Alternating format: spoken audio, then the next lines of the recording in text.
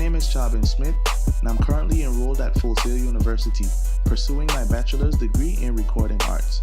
Today, I will be interviewing Kush Esquire, road manager to platinum recording artist IAZ, on his takes on art and the industry. So Kush, what do you see as the role of visual arts in our mass-mediated world, and particularly in your profession? Well, in my profession, visual arts plays a big part, basically in the communication of what the artist is giving to his fan base and his audience. Like for myself, I grew up on an island just like I is, and our only outlet towards receiving hip-hop was having BET and MTV, and those videos those visual helped us to understand the inner city situations and the things that were filling the music that we were so much enjoying.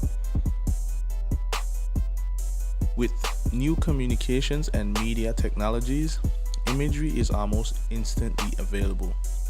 Do you believe that this is having a positive or negative influence on the industry? As far as the new forms of media outlets, like your Instagrams and your Facebook feeds and stuff like that, I definitely think that those are positives towards the music industry on a whole, simply because, once again, the communication that it allows with the visual support for the artist's audience and fan base is very important for, let's say, a kid in China who doesn't necessarily speak English, but he wants to understand something that Justin Bieber is even saying. He can go on Justin Bieber's timeline and he could definitely get a feel for what it is that Justin Bieber's about, the lifestyle that he lives, and more so understand his music and identify with it better.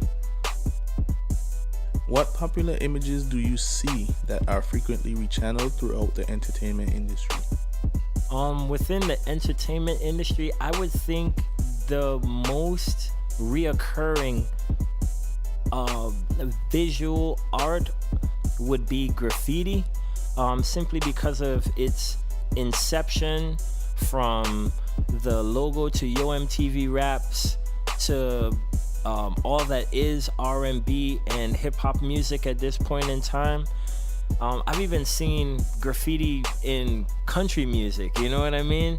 So I think it's one of the most newest of the contemporary art forms that has not only flourished and existed within the music, but what's more so interesting about it is it doesn't exist outside of music, really. Are there particular images that this industry has popularized and or created? As far as this industry, definitely. Like I said just now, with graffiti being pretty much infused within everything after the 80s, it has a codependency that if the music was to dry up, or if the rebellion more so was to stop, because that's really what our forms of music to this day are, and even all other forms of art are really out of rebellion. So if the music was to die, so would that art form. So graffiti definitely, I feel, is one thing that has came, stayed, and conquered with the music industry. Who is one of your favorite visual artists, and or what is your favorite style of visual art? Wow. I mean, it's so expansive personally, because I really appreciate so many forms of art and so many artists. I